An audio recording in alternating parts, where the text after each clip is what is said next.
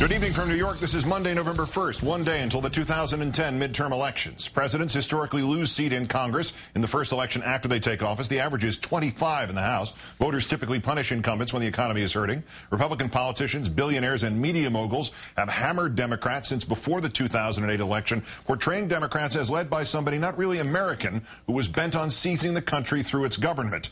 And yet, despite all that, in the latest Washington Post ABC News poll, registered voters said they would vote for Democrats over Republicans by a margin of 49 to 44%, which in our fifth story tonight will not matter one bit because registered voters do not decide elections. Voting voters do. And in polling of those likely voters, those expected to actually get off their butts and actually cast a vote, Republicans are the almost universal favorites. Predicted to win control of the House of Representatives, the margin of that victory subject to unusual disagreement among the polls, with some predicting a Republican wave not seen for decades. Far less clear, the U.S. Senate with 37 races on the ballot tomorrow. Republican leader Mitch McConnell predicted to Politico, quote, "We'll have a really good day, but he needs to pick up 10 seats to switch from minority leader to majority leader, 10 seats just out of reach in nearly every poll out there. But the final outcome might not be known for days, weeks, conceivably months, because not only is the total head count close, so are the individual races, which might tip the balance. Looking at you, Alaska, where Palin's endorsement of Tea Party favorite Joe Miller helped him beat Palin nemesis Lisa Murkowski in the primary, and despite Miller's extraordinary unfavorable rating in the state, 59%, according to public policy polling, Murkowski's decision to run as a write-in seems to be splitting the Miller protest vote with the Democratic candidate Scott McAdams. Meaning, if the outcome is determined by write-in votes, losing campaigns might sue. We all know what happens when courts get involved in counting votes. And that's assuming other late-night West Coast races like the Washington state nail-biter between Senator Patty Murray and her challenger Dino Rossi do not also drag out into days of ballot counting or weeks of challenges. Not to mention the other nail-biter, what happens to the Senate even if Democrats do retain the majority. Majority Leader Reid is also going down to the wire in his contest with Tea Party favorite Sharon Angle, meaning Mr. Reid may not know tomorrow whether he is Majority Leader of the U.S. Senate, a member of the Senate minority, or unemployed. The overall Republican trend is not limited to federal races either. Republicans are hoping when all is said and done they will have governors in 30 state houses rather than the 24 they hold now, a crucial edge, at least when it comes to redrawing the election districts, which will help determine the outcomes of 2012. With us tonight, as he will be tomorrow night on our coverage, MSNBC political analyst Howard Feynman, also the senior political editor of the Huffington Post. Howard, good evening. Hi, Keith. I'm not sure my language was sufficiently apocalyptic to convey these late polls. How bad is it, and how can anybody be certain about how bad it is if the badness is predicated on get-out-the-vote efforts that don't get out till tomorrow? Well, nobody can be certain. And in this game, you don't take anybody's word for it. Even if the Democrats are as gloomy as they seem to be, they might not be right either.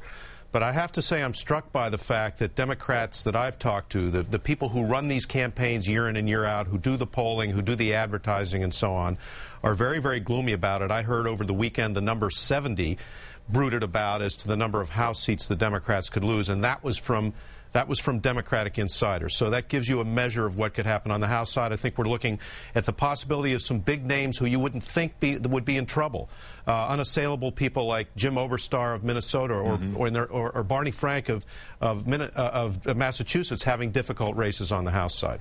It must be maddening for Democrats to realize at this late hour that control of one, very remotely both houses of Congress, can be won or lost depending on whether people who already favor the Democrats will take half an hour, 2 hours out of the day, whatever it is, to bother voting. Yeah, and I think there you have a failure, I think, to some extent on the part of the White House early on or consistently to explain what it is in kitchen table specifics that they've done to help those people, those Democrats, those supporters who say, yeah, I'm a Democrat or I favor the Democrat, but are probably not going to bother to vote. Things about student loans or health care or you name it, they had to spell those out. The White House did, and I don't think they did very well. And that leaves a lot of people sort of in the mood of Kid Rock, who was singing the other day on the Mall, saying, you know, I can't do this, I can't do that, I can't do this, but I care. What the White House should have hoped he was saying is, but I'll vote. Did you just quote Kid Rock? I did indeed, yes. Thank you very much. All right. Well, back to the unhappy part. Washington and Alaska, it could be several weeks if it's a 1-point majority, 2-point majority in the Senate. Supposing we have, certainly Lieberman is in there already, no vote this time. Murkowski, perhaps. Christ is an outside possibility in Florida. Do they then get to decide which party controls the Senate in the interim? Well, possibly, although the interim is a long way away, Keith, because what's going to happen in Alaska is they won't know until, I believe it's the 18th of November, whether they're required to count the write-in ballots, whether, what's going to happen with all the absentee ballots and so forth. So whether Lisa Murkowski might end up in the Senate isn't going to be known for a long time. But yes, if she does make it into the Senate, she would join, at least in theory, a block of at least 2, which would be Murkowski and Lieberman, who would be the balance wheels. I can't imagine Murkowski organizing with the Democrats, but I guess I could imagine Lieberman organizing with the Republicans. Are enough people still undecided to change things? Do we know? Is there any indication of that with the polls having not moved I don't think. No, I don't think. I don't think there are many undecideds here. The people who are undecided, for the most part, are not going to vote. I think what struck me about this whole season, Keith, for the last couple months, in general, nationally, and for the most part, state by state, is how locked in people's judgments seem to be.